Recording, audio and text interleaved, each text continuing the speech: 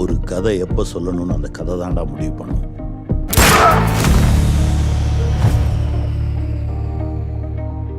Hi guys, ഇന്ന് നമ്മൾ ദുൽഖർ സൽമാൻ, ഭാഗ്യശ്രീ ബോർസെ, റാണ ദഗുപതി, സമുദ്രകനി തുടങ്ങിയവരെ കേന്ദ്ര കഥാപാത്രങ്ങളാക്കി സെൽവമണി സെൽവരാജ് സംവിധാനം ചെയ്ത കാന്ത എന്ന സിനിമയുടെ റിവ്യൂ ആണ് പങ്കുവയ്ക്കുന്നത്.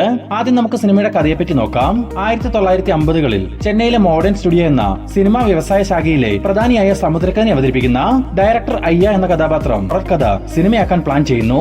തുടർന്ന് ഈ ഒരു സിനിമയിൽ ആരെ നായകനെ കൊണ്ടുവരാമെന്ന ചർച്ചയ്ക്കൊടുവിൽ ദുൽഖർ അവതരിപ്പിക്കുന്ന TKM അഥവാ TK മഹാദേവനെ കൊണ്ടുവരാമെന്ന് പലരും അഭിപ്രായപ്പെടുന്നു.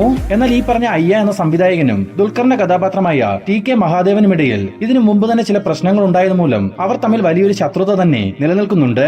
തുടർന്ന് ഇവർ രണ്ടുപേരും ഈ സിനിമയ്ക്കായി ഒന്നിക്കുമ്പോൾ സംഭവിക്കുന്ന കാര്യങ്ങൾ ഡ്രാമ, മിസ്റ്ററി, ത്രില്ലർ പശ്ചാത്തലത്തിൽ അവതരിപ്പിച്ചിരിക്കുന്ന ഒരു സിനിമയാണ് കാന്ത. ഒറ്റ വാക്കിൽ പറഞ്ഞാൽ വിട്ടുവീഴ്ചയ്ക്ക് തയ്യാറാവാത്ത രണ്ടുപേരുടെ ഇടയിൽ നടക്കുന്ന ഒരു ഈഗോ ക്ലാഷ്, അതാണ് കഥയുടെ പ്രമേയം. ഇപ്പോൾ ഈ പറഞ്ഞത് ചിത്രത്തിന്റെ സ്പോയിലർ ഒന്നുമല്ല. അടുത്തത് പറയേണ്ടത് സിനിമയിലെ കഥാപാത്രങ്ങളുടെ പ്രകടനത്തെ പറ്റിയാണ്. ദുൽഖർ TK മഹാദേവൻ എന്ന കഥാപാത്രത്തിലൂടെ ഞെട്ടിക്കുന്ന ഒരു പ്രകടനമാണ് കാഴ്ചവെച്ചിട്ടുള്ളത്. ദുൽഖറിന് ഇങ്ങനെയൊക്കെ അഭിനയിക്കാൻ അറിയാമോ എന്ന തോന്നൽ പോലും ഉണ്ടാകുന്ന തരത്തിൽ ഒരു ഗംഭീര പ്രകടനം. തീർച്ചയായും നിരവധി പുരസ്കാരങ്ങൾ ഈ ചിത്രത്തിലെ പ്രകടനത്തിലൂടെ അദ്ദേഹത്തെ തേടിയെത്തുമെന്ന് തീർച്ച. സിനിമയ്ക്കുള്ളിൽ തന്നെ നായികയെ മടിയിൽ കിടത്തി കരയുന്ന ഒരു സിംഗിൾ ഷോട്ട് സീനൊക്കെ കാണുമ്പോൾ അദ്ദേഹത്തിന്റെ പ്രകടനം ഞെട്ടിക്കുന്നതായിരുന്നു. സിനിമയുടെ തുടക്കത്തിൽ താടിയൊക്കെ വെച്ച് വരുന്ന ആ ഒരു ലുക്കിലാണെങ്കിലും തുടർന്ന് സമുദ്രകനിയുടെ അടുത്ത് ചാൻസ് ചോദിച്ചു പോകുമ്പോൾ ലുക്കാണെങ്കിലും കറന്റ് സിറ്റുവേഷനിലെ ലുക്കാണെങ്കിലും ദുൽഖറിന് വേണ്ടി ഉടലെടുത്ത ഒരു ക്യാരക്ടർ പോലെയാണ് TK മഹാദേവന്റെ ക്യാരക്ടറിന്റെ പ്രകടനം കണ്ടപ്പോൾ എനിക്ക് തോന്നിയിട്ടുള്ളത്.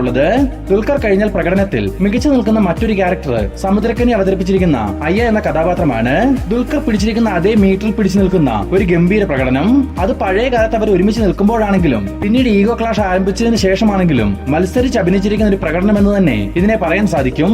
അതുപോലെ തന്നെ കുമാരി എന്ന കഥാപാത്രമായിട്ടെത്തിയ ഭാഗ്യശ്രീ ബോർസെയും മികച്ച ഒരു പ്രകടനം തന്നെയാണ് ചിത്രത്തിൽ കാഴ്ചവെച്ചിട്ടുള്ളത്. പ്രത്യേകിച്ച് പഴയകാല നടിമാരുടെ ചില സ്റ്റൈലുകളൊക്കെ മനോഹരമായി അവർ സ്ക്രീനിൽ കൊണ്ടുവന്നിട്ടുണ്ട്.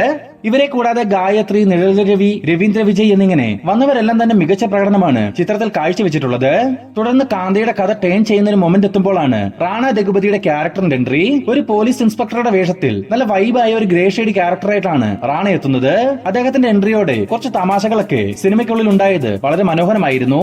ഈ ചിത്രത്തിന്റെ സംവിധായകൻ സെൽവമണി സെൽവരാജ് ശരിക്കും ഹാർഡ് വർക്ക് ചെയ്തിട്ടാണ് ഈ ഒരു സിനിമ ചെയ്തിട്ടുള്ളതെന്ന് ഓരോ സീനും കാണുമ്പോൾ നമുക്ക് മനസ്സിലാവും. സിനിമ എന്ന മാജിക്ക് എന്താണെന്ന് പ്രേക്ഷകർ അറിയുവാൻ വേണ്ടി കൂടിയാണ് അദ്ദേഹം ഈ ഒരു സിനിമ എടുത്തിട്ടുള്ളത്. തീർച്ചയായും നമുക്കത് സ്ക്രീനിൽ കാണാനാവുകയും ചെയ്യും. ടെക്നിക്കൽ വശങ്ങളിലേക്ക് വന്നാൽ camera, editing, art work, music എല്ലാം ഒന്നിനൊന്ന് മെച്ചം. കൊമേഴ്സ്യലി ഈ ഒരു സിനിമ എത്രമാത്രം ഹിറ്റ് ആവുമെന്ന് എനിക്കറിയില്ല.